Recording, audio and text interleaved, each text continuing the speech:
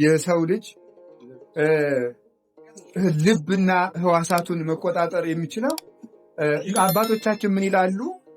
የሰው ልጅ ልቡ በእናት አህያ ሲመስሉት ሌሎቹን ህዋሳት ደግሞ በግልገል አህያ ይመስሉታል።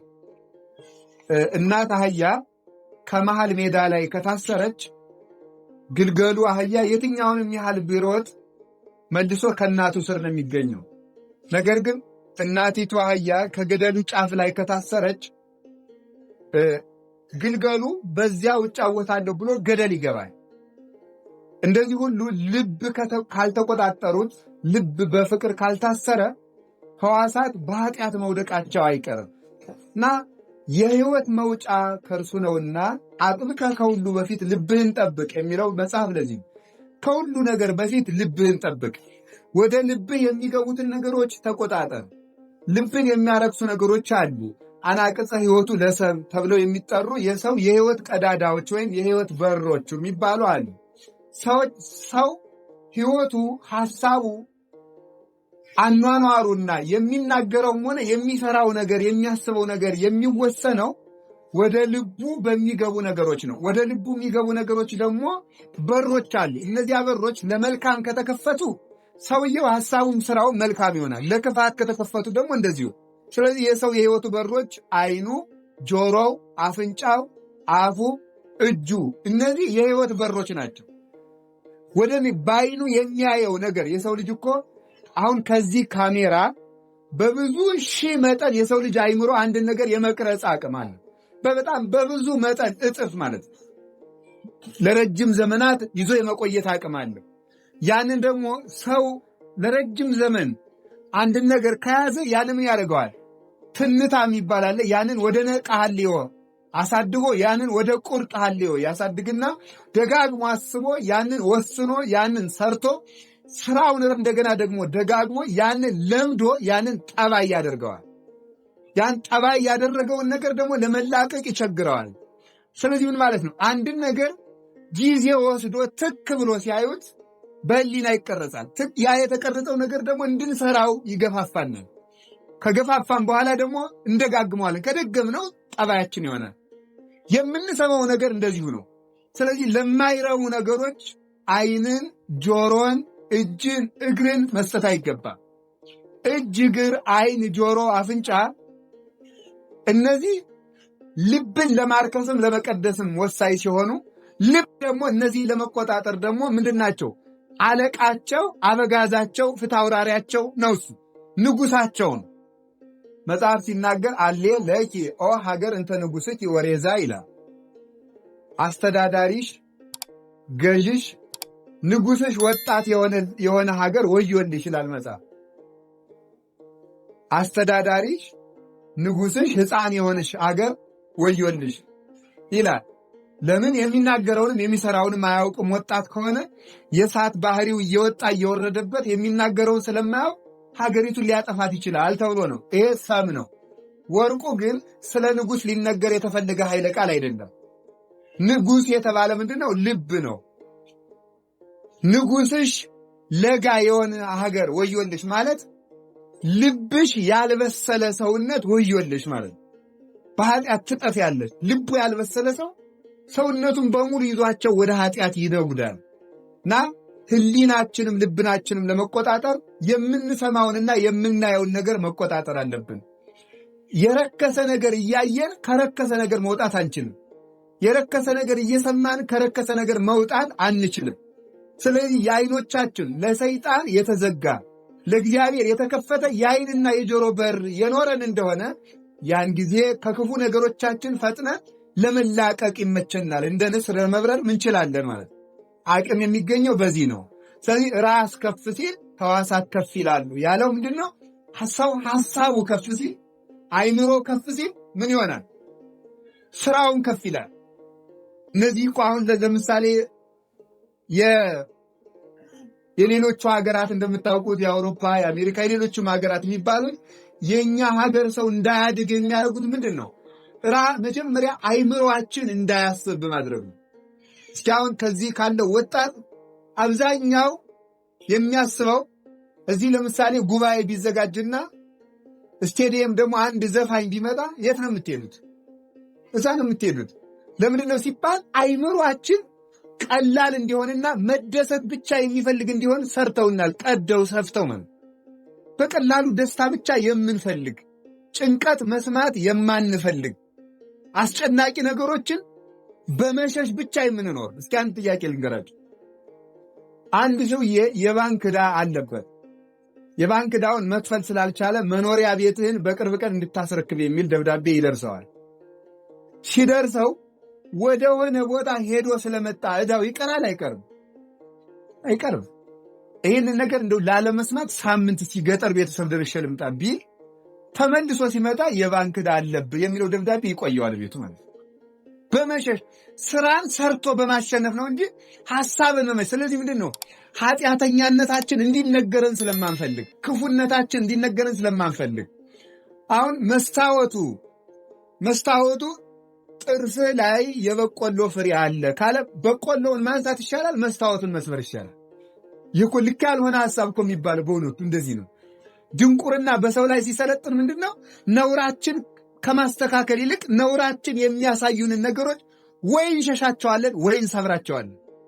እነዚያ ነገሮች ማጥፋት ነው የምንፈልግ። በየትኛውም ቦታ ስትሄዱ በየትኛውም የሚለው የሚበቃኝ ይመስለኝ።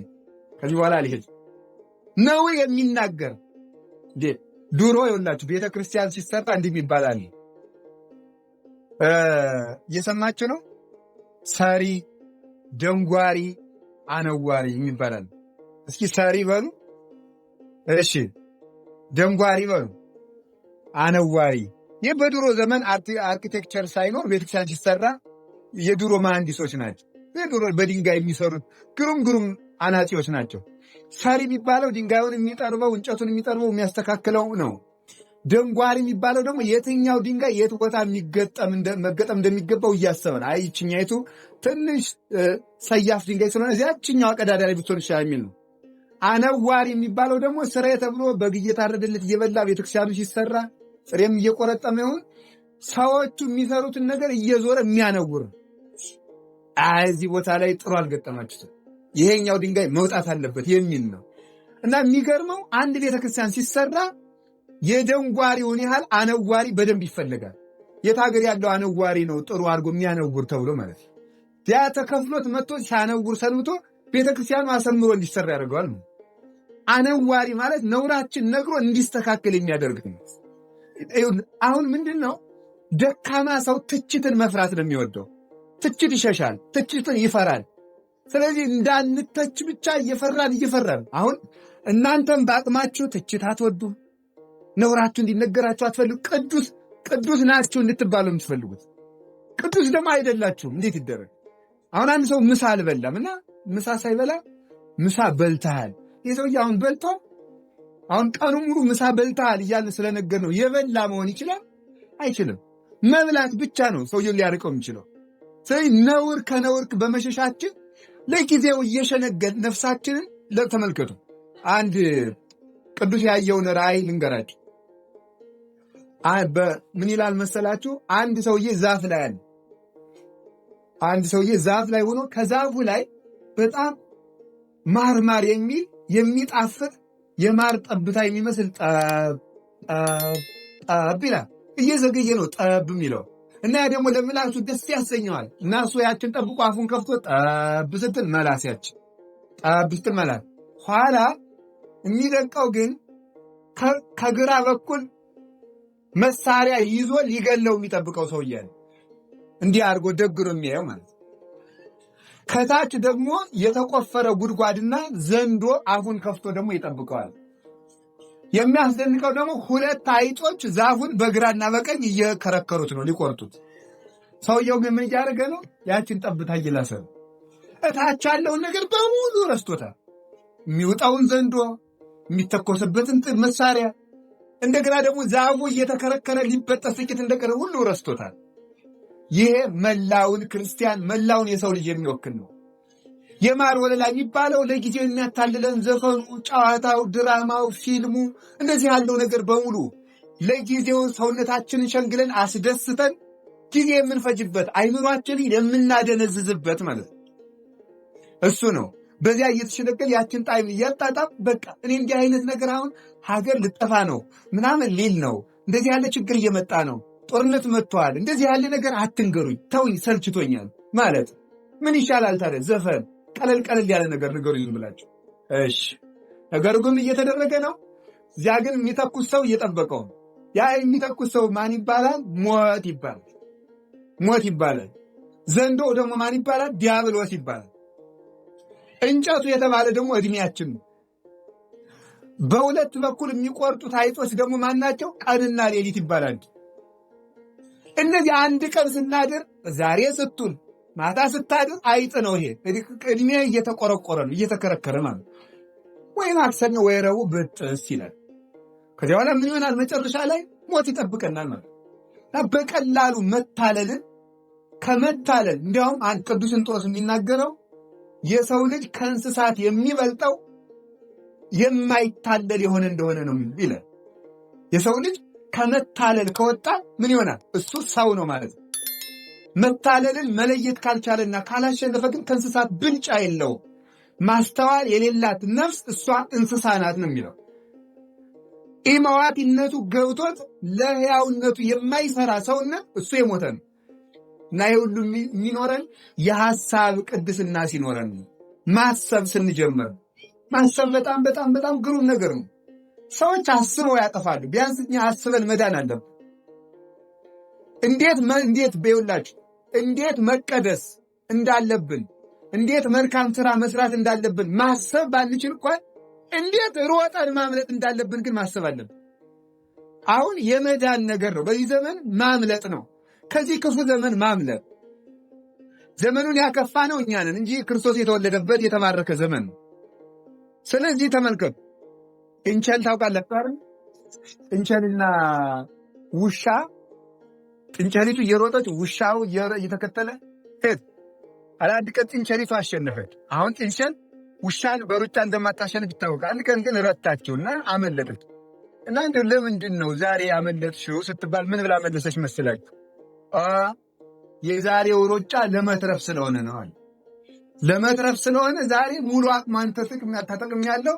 እንዲያውም በሳይንስም ይባላል አይደል? ሰው ሲፈራ የሚመነጭ ኤንዛይም አለ። ልዩ ኤንዛይም ነው። ያ ሲመነጭ ሰው በጤናነቱ ቀን ያልዘለለውን በፍርሃቱ ቀን ይዘለዋል። ገደሉ ትልቁን ገደል ማለት በፍርሃቱ ምክንያት ማለት። ስለዚህ ዛሬ የሮጥኩት ለመትረፍ ነው። ስለዚህ ከኃጢአት ይህንን የጻፉት ሊቅ ምንድን ነው የሚሉት? ከኃጢአት መውጣት ከፈለግ ለመትረፍ እያልክ ሩጥ። ከኃጢአት መላቀቅን እንደ መስፈርት ሳይሆን እንደ መሞት፣ ከአውሬ እንደ መሮጥ ቁጠረው፣ ከጅብ እንደ ማምለክ ቁጠረው፣ ከዘንዶ እንደ ማምለክ ቁጠረው። ለመኖር ሩጥ፣ ለመትረፍ ሩጥ። ከሚወጡ ነገሮች እየሮጥክ እንደሆነ አስበህ ስትሮጥ ከኃጢአቶች ፈጥነ መውጣት ትችላለህ ይላል። ስለዚህ አይምሯችንን ከፍ ያድርግልን እግዚአብሔር። እንግዲህ ለሰሙ ነው፣ ግን ለወርቁ ራስ የተባለ ሌላ ነው። ወደ እሱ እንማማራለን ማለት ከላይ ሲጀምር እንዲህ ይላል። ይቤሎ እግዚእ ለእግዚእ የንበር በየማኔ እስካገቦሙ ለጸላእትከ ታሕተ መክየደ ገሊከ። መዝሙር 9 ቁጥር 1 ላይ እንዲህ ይላል። ጌታ ጌታዬን እንዲህ አለው፣ ጌታ ጌታዬን እንዲህ አለው፣ በቀኜ ተቀመጥ፣ ጠላቶችህን በእግርህ እስከማስገዛልህ ድረስ በቀኜ ተቀመጥ አለው። ጌታ ጌታዬን ጠላቶችህን ከእግርህ በታች እስከማስገዛልህ ድረስ በቀኜ ተቀመጥ አለው። በትረ ኃይል ይኬኑ ለከ እግዚአብሔር እምጽዮን። እግዚአብሔር ከጽዮን ምንድናል? የኃይል ብትርን ይልክልሃል አለ ይላል ቅዱስ ዳዊት። ጌታ ጌታዬን ጠላቶችህን ከእግርህ በታች እስከማስገዛልህ ድረስ በቀኜ ተቀመጥ አለው። እግዚአብሔርም ከጽዮን የኃይል በትርን ይልክልሃል። ወትኮንን በማእከለ ጸላእትከ። አንተ እንዲህ ሆነህ በጌታ ቀኝ ተቀምጠህ የኃይል በትር ከጽዮን ተልኮልህ በጠላቶች መካከል ትገዛለህ፣ ትፈርዳለህ። ወትኮንን ትገዛ ዘንድ ይላክልሃል። ምስሌከ ቀዳማዊ በዕለተ ኃይል። ቀዳማዊ በኃይል ቀን ካንተ ጋር ነበር። በብርሃኑ ለቅዱሳን፣ በቅዱሳን ብርሃን ወለድኩከ እምከርስ እምቅድመ ኮከበ ጽባህ፣ ከአጥቢያ ኮከብ አስቀድሞ እኔ ዛሬ ወለድኩህ። አንተ ካህኑ ለዓለም በከመ ሲመቱ ለመልከ ጼዴቅ፣ እንደ መልከ ጼዴቅ ክህነት አንተ ለዓለም የዘላለም አገልጋይ ነህ። መሐለ እግዚአብሔር ወኢይኔስህ፣ እግዚአብሔር በእውነት ማለ አይጸጸትም። እግዚአብሔር በየማንከ፣ እግዚአብሔርም በቀኝ ነው። ወይቀጠቅጦሙ ለነገሥቱ በዕለተ መዓቱ፣ እግዚአብሔር በፍርዱ በመዓቱ ቀን አሕዛብን እንዲህ አድርጎ ነገሥታትን ይቀጠቅጣቸዋል። ወይኰንኖሙ ለአሕዛብ ወያበዝሕ አብድንተ፣ አሕዛብንም ይፈርድባቸዋል፣ በድንንም ሬሳን አስከሬንንም ያበዛል። ወይሰብር አርስተ ብዙኃን በውስተ ምድር፣ የብዙዎችንም ራስ በምድር መካከል ይቀጠቅጣሉ። እሙይ ሰትዩ በውስተ ፍኖት፣ በመንገድም ከዚያ ፈሳሽ ውሃ ጠጡ። ወበእንተዝ ይትሊአል ርእስ፣ ስለዚህ ነገር ራስ ከፍ ይላል። ሙሉ ምዕራፉ ማለት ነው። ስለ ቃሉ እግዚአብሔር ስሙ የተመሰገነ ይሁን።